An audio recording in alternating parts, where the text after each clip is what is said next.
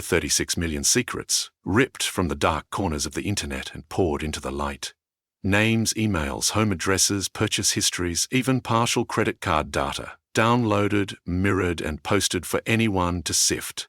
People woke to messages from strangers, to whispers at work, to marriages dropping through trapdoors.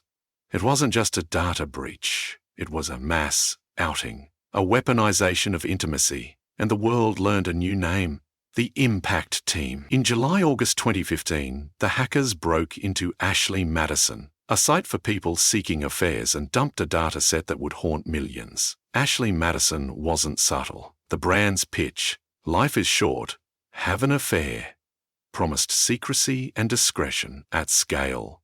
By 2015, the company, then Avid Life Media, claimed 37 million users across dozens of countries.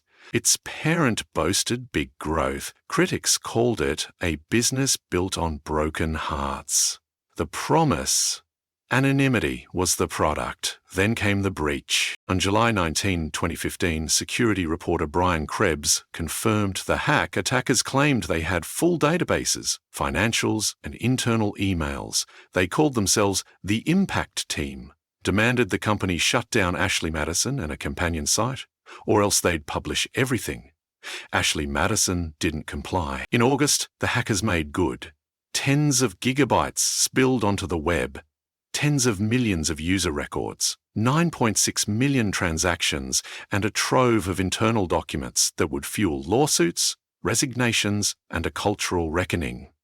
Shocking fact: within days of the dump, researchers counted over 36 million email addresses in the data, including thousands of .gov and .mil domains. The breach wasn't only about infidelity. It touched government, the military, the press, the pulpit, the block you live on. The first wave of data arrived Aug. 18, 2015. A second bigger wave hit Aug. 20. It included user profiles, hashed passwords, hash passwords, purchase records, and internal emails. In a single torrent, private lives became public spreadsheets. Security analysts verified authenticity. Ashley Madison initially tried to cast doubt, but the forensics piled up. The emotional blast radius was immediate. Extortionists scraped the dump and began emailing victims. "Send Bitcoin or we tell your spouse, your employer, your church." Police in Toronto later noted 2 reported suicides tied to the storm of exposure and pressure, reports that demanded care and verification. Even for those who never met anyone on the site, being listed was enough to detonate reputations. This is the unique cruelty of breaches that weaponize behavioral shame. Behind the headlines, something more complicated and deeply uncomfortable emerged from the data. Analyses suggested far fewer real women than marketing implied. Media investigations argued that fake fembot accounts and chat angels help keep paying male users engaged. Ashley Madison disputed the most explosive counts, but the FTC later charged the company with deceptive practices, and the operator settled. The scandal wasn't just what was stolen, it was what the breach revealed about the product itself. Why this breach hit harder than most? Number 1. The data was intimate: profile fields, sexual preferences, purchase timestamps, location hints. Even hashed passwords can be cross-matched to other sites if users reused them. That made the dumper do-it-yourself doxing kit for neighbors, trolls, and vigilantes. Number 2, the brand was stigmatized. Membership alone implied betrayal.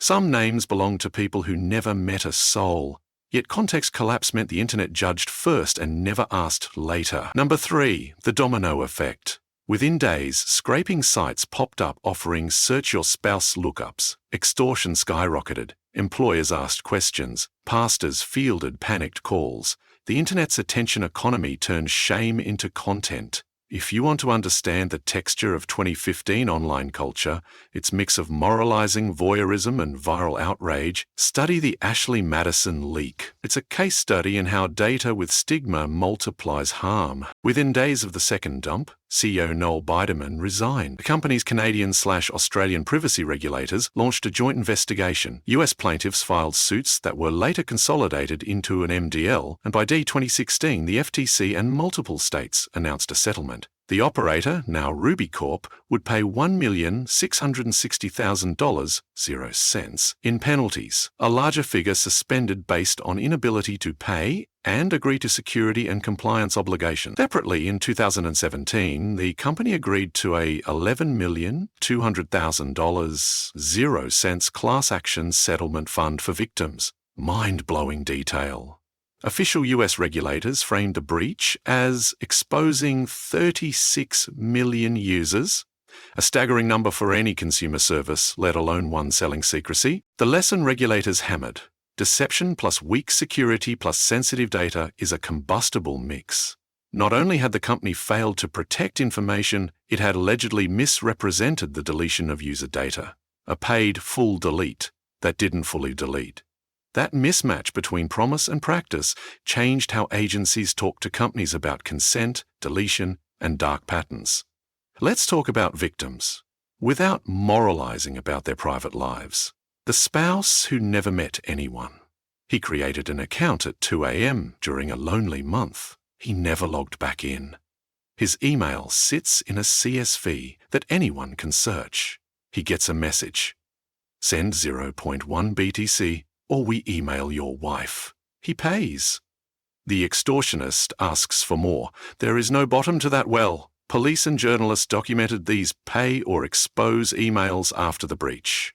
The woman, whose identity was used years earlier, a co-worker, signed her up as a Joe. Now her name is in a dump, indexed forever. She spends months begging admins of scraping sites to remove her email. Screenshots keep returning in HR inboxes.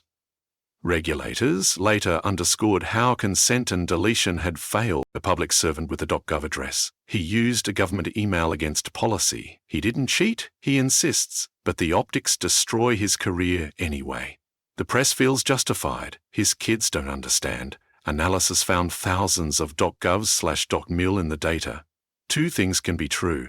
The hack was a crime, and lives were ruined by the publication of data that many had entrusted, wisely or foolishly, to a company promising secrecy. Here's the cold reality: we still don't know. Theories abound: disgruntled insider, moral vigilantes, criminal opportunists, but there's no public indictment tying a face to the alias.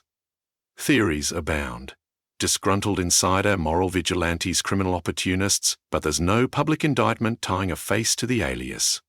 What we do have are credible reconstructions of the timeline, the demands, and the motives claimed. In manifestos: shut down or we dump. When the company refused, they pushed the button. Twice. So custody writers warned at the time, once the raw data goes public, there is no containment phase. It self-propagates to mirror to paste, site to search, startup to name and shame blogs. That's why prevention is the only true defense for high-stigma data sets. You don't get to patch after the town square grabs copies. One of the most devastating revelations: some users paid to have their data deleted. But fragments remained and surfaced in the leak. Regulators later called this out in enforcement. That's a trust killer, and it haunts every company that offers Erase Me as a feature. That's a trust killer, and it haunts every company that offers Erase Me as a feature. Deletion isn't a button, it's a chain. Front friends, backups, logs, replicas, vendors. Miss one link, and the promise breaks. Practical insight for viewers: if you need to reduce risk, assume residuals exist.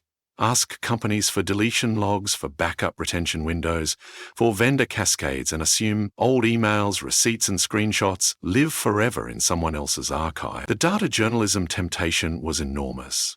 Maps by zip code, cheaters by profession, charts of infidelity by church. But contextless analysis risks turning human wreckage into clicks. Several respected outlets warned against infographics that dehumanize.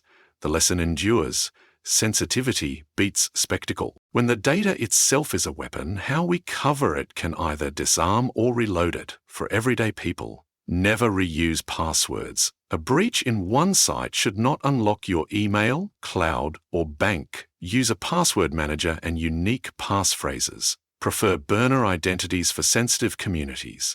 Separate email, billing method, and phone number. If a service must know your identity, treat that as a lifetime risk. Assume your delete isn't absolute. If exposure would be catastrophic, the only safe choice is don't upload it. I know that's unsatisfying. It's also honest. If you're targeted post-breach, don't pay extortion. Document and report to your local cybercrime unit. Check have been pwn-style services. Rotate credentials. Consider a credit freeze. For companies, especially those selling discretion, truth in marketing, if you promise deletion, prove it. Architect for deletion across backups, logs, replicas, vendors. Build audit trails you can show regulators. Hashing safety. Bcrypt slowed opportunists, but metadata, emails, timestamps, addresses, was the dynamite.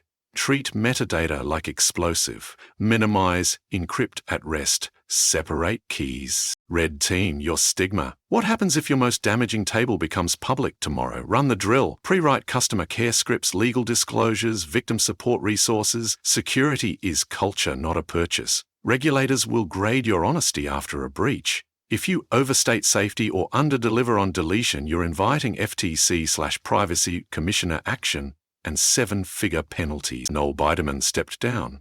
Class actions settled. Regulators filed orders. Documentaries revisited the scandal in 2023-2024, reminding a new generation that online is real life. But long after the lawyers went home, the data remained. Duplicated, mirrored, archived by strangers with hard drives and a grudge. That's the part nobody wants to say out loud. The internet remembers. Forever. And yet, there's one more truth. People in that database weren't cartoon villains. They were messy, contradictory, ordinary, capable of love and betrayal, generosity and weakness. Some were framed, some were lonely, some were hypocrites. All were human. If you came here for judgment, you won't get it from me. If you came for lessons, take these. Be skeptical of promises, architect your own privacy, and don't confuse encryption with ethics. 36 million accounts, marriages buckled, reputation snapped, 2 funerals too many. The Ashley Madison leak wasn't inevitable. It was architected by lax security, deceptive design, and an adversary that understood the power of public shame. The next time a site promises discretion, remember this story. Ask ugly questions. Demand receipts. Know that your metadata is a biography, and the wrong breach turns it into a memoir you never consented to publish. We unpack the truth behind the biggest hacks so you can protect your data, your money, and your life. Drop a comment. What breach should we dissect next? And what lesson do you want the world to hear? Share this with someone who still thinks delete means gone. This video is for educational awareness, nothing operational or classified. All information here comes from publicly available reports, operator blogs, and reputable journalism.